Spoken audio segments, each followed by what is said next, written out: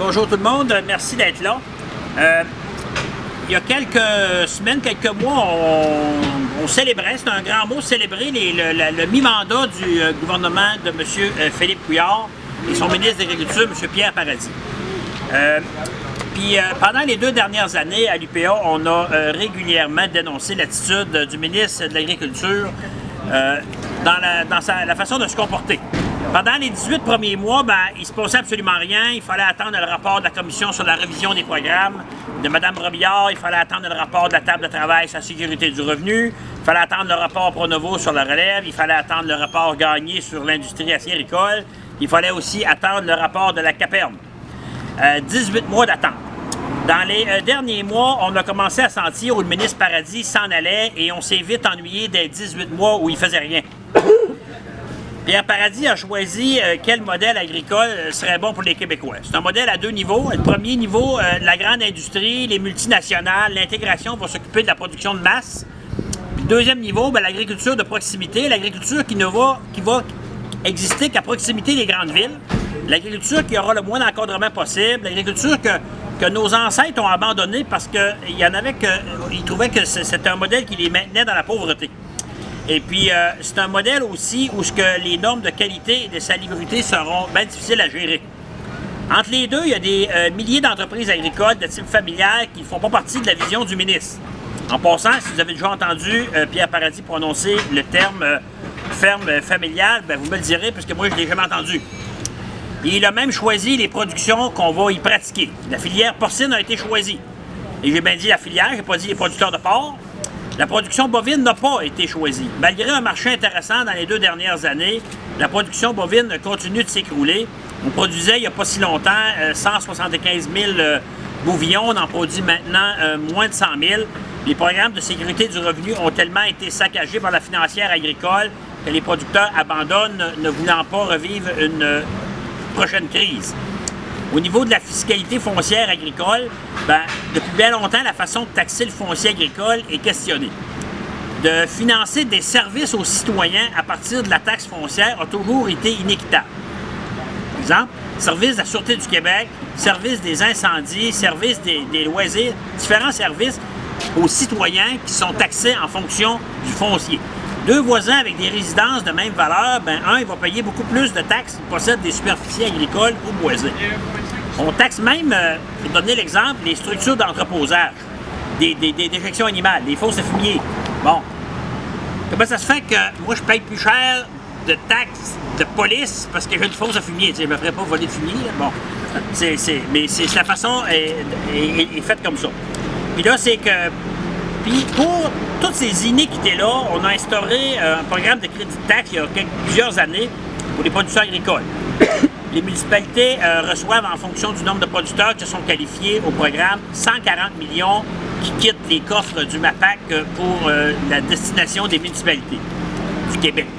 Il y a déjà longtemps que l'UPA demandait une refonte complète de la fiscalité agricole, mais au dernier budget, le gouvernement a annoncé des modifications. Le budget qui va aller aux municipalités proviendra maintenant du ministère du Revenu plutôt que du MAPAC. Les critères d'admissibilité vont être modifiés pour faire en sorte que près de 2000 contribuables auront accès au programme. Tout à l'heure, Charles va vous faire des simulations, comment est-ce que ça peut donner dans une région comme la région de Lévis ici. Les seuls critères qui sont retenus pour les prochaines années sont l'enregistrement au MAPAC et le fait d'habiter en zone agricole. On peut se questionner si les 2000 nouveaux adhérents seront des véritables producteurs agricoles et on peut s'inquiéter si ces modifications ne sont pas une invitation à l'étalement urbain, c'est-à-dire viens vivre à la campagne, cultive un petit jardin et tes taxes seront remboursées. Également, Pierre Paradis se promène à l'international pour défendre la gestion de l'offre. En même temps, il souhaite sa disparition au niveau de l'industrie acéricole. Pierre Paradis admire l'article 21 du rapport Gagné qui permettrait au ministre de l'Agriculture d'intervenir ou d'invalider des décisions de la Régie des marchés agricoles. Ça n'a pas d'espèce de bon sens. C'est une institution, la Régie des marchés agricoles, c'est là depuis bien longtemps et puis ça a toujours fait la job. Là, Pierre Paradis questionne cette institution-là. Comme le modèle que Pierre Paradis préconise ne touche que quelques entreprises agricoles, il questionne également régulièrement l'accréditation unique confiée à l'UPA depuis plus de 40 ans, qui représente 93% des producteurs agricoles du Québec. Après que la Fédération de la relève agricole du Québec ait sondé 700 jeunes de la relève et que ce sondage ait révélé que les jeunes aspirent à être propriétaires de leurs terres et y travailler à temps plein, bien, Pierre Paradis martèle le message que les jeunes sont freinés dans leurs aspirations par la mise en marché collective, les règles qui régissent l'agriculture moderne et qui ne peuvent pas atteindre les marchés. Puis la valeur des quotas, c'est son discours qu'on entend alors que les jeunes dans le sondage n'ont pas dit ça. Après que l'UPA, depuis plusieurs années, souhaite et demande, bon ça je l'ai parlé tantôt, le ministre Paradis, dans son attitude de rien améliorer de ce qui va mal et de vouloir scraper ce qui va bien, il y a aussi le support aux producteurs de céréales.